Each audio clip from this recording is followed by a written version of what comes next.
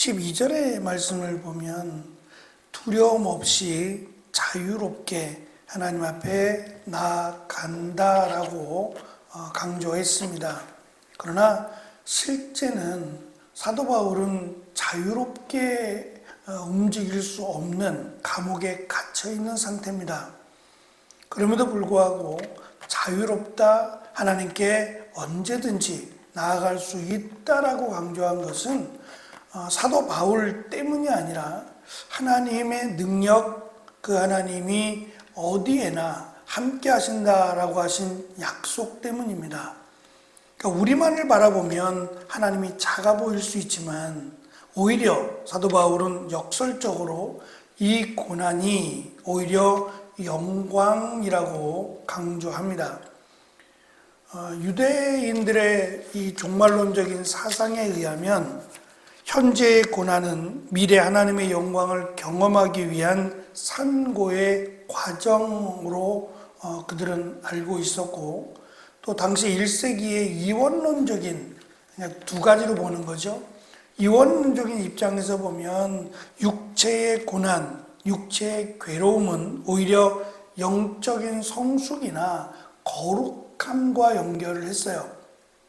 그러니까 그렇게 바라보면 사도 바울이 지금 감옥에 있다라고 하는 것은 오히려 육적인 제한 또는 육적인 고통이 영적인 정결함이나 또 거룩함으로 연결해 볼 수도 있어요. 그런데 바울은 그렇게 연결하는 것이 아니라 자신의 육체의 고난의 과정 또는 그 고난이 예수 그리스도를 위한, 예수 그리스도의 사역을 위한 고난이기에 가치가 있고 이것이 장차 영광으로 나타날 것임을 강조합니다.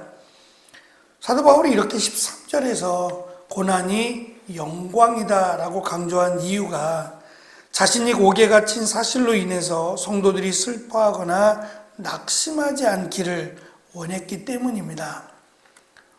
자신은 고통스럽고 괴롭고 힘들고 어렵다라고 하는 것을 사도 바울은 사실 드러내지 않았어요. 오히려 자신의 믿음이 또는 자신을 통해서 다른 성도들이 힘을 잃을까봐 위해서 기도해달라고 하는 요청을 합니다.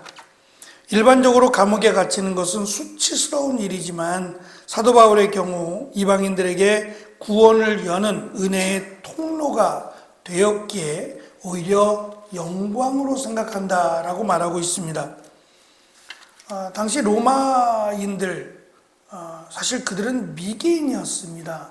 헬라인들에 비하면, 헬라주의를 이렇게 세워갔던 헬라인들에 비하면 로마인들은 그 바이킹이라고 하는 해적들과 연결이 된 미개인들이었어요.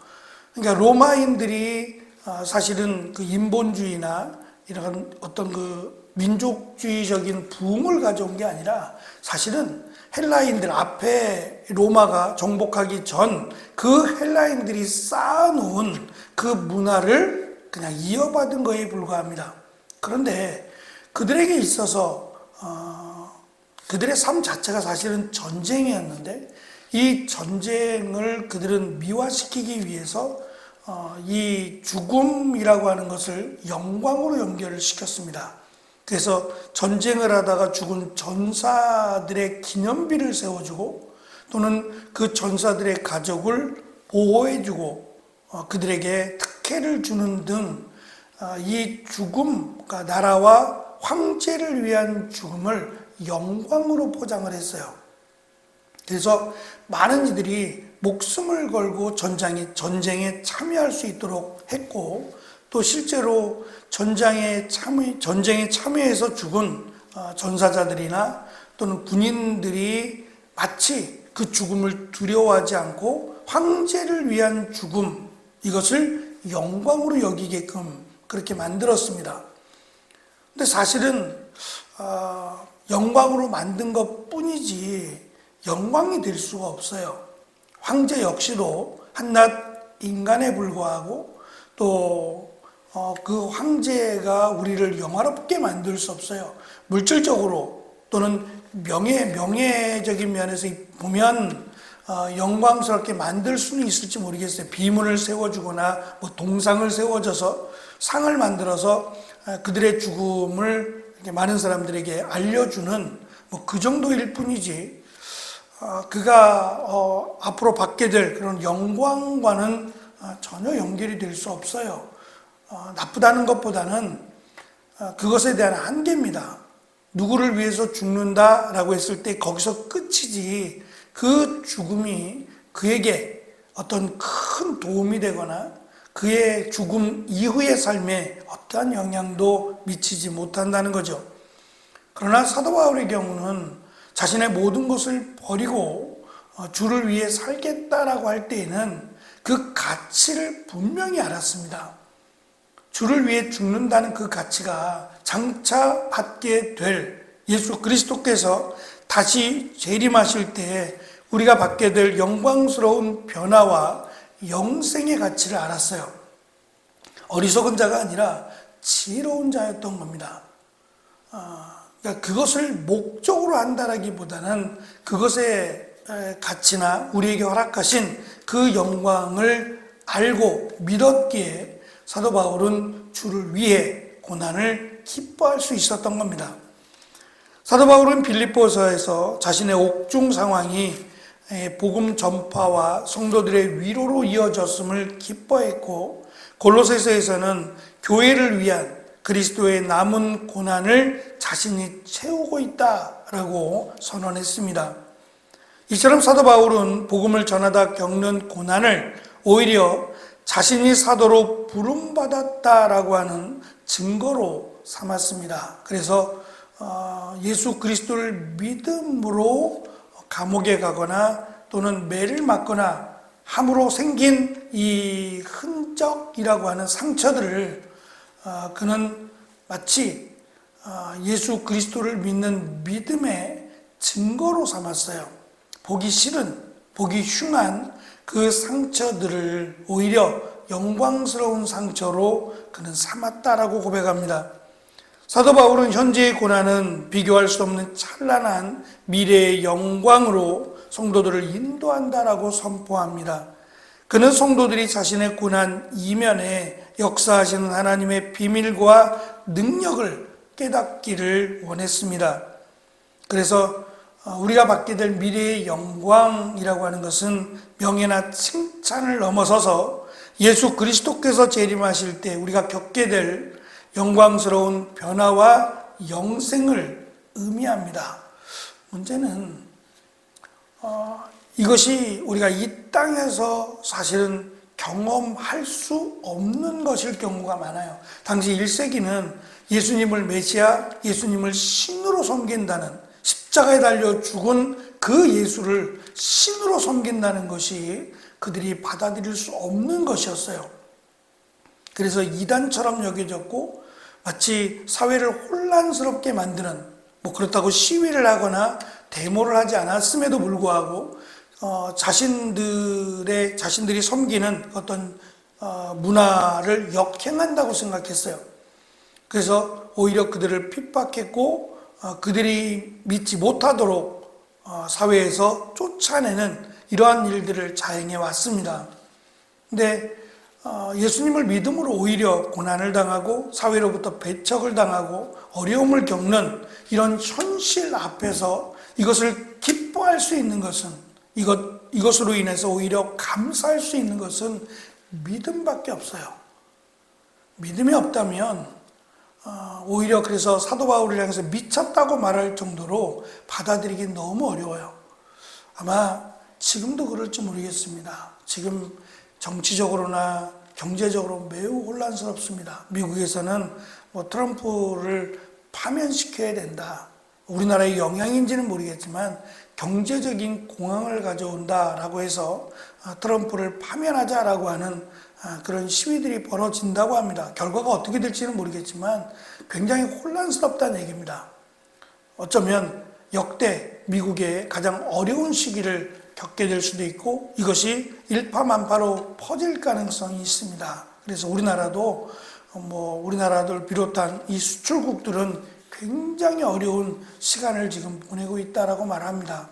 경제적인 그런 위축이 있을 수도 있고 또 소비자의 심리도 이렇게 어려울 때 주머니를 열지 않을 겁니다. 그러면 이모저모로 어려움을 겪게 될 것이고 또 이러한 힘들고 어려울 때에 기도한다, 교회 간다 라고 할 때에 과연 그것을 어떻게 세상이 바라볼까 싶습니다.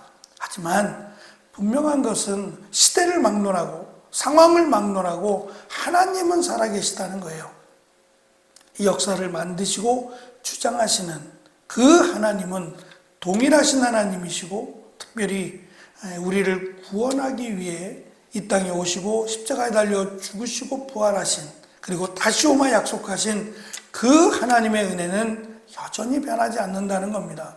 사도 바울은 자신이 감옥에 있어 보니까 물론 할 수 있는 것은 극히 제한적이고 자유도 없고 지금 현재 착고에 이렇게 붙들려 있는지는 모르겠어요. 움직이는 것도 제한적이고 굉장히 불편하죠.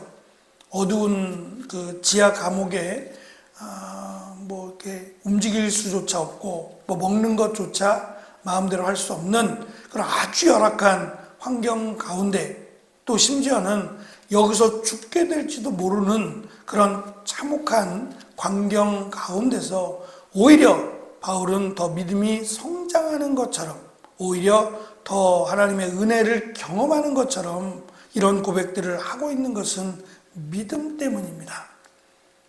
오히려 우리가 약할 때 하나님께로 가까이 간다면 이것이 은혜라고 고백할 수 있을 겁니다.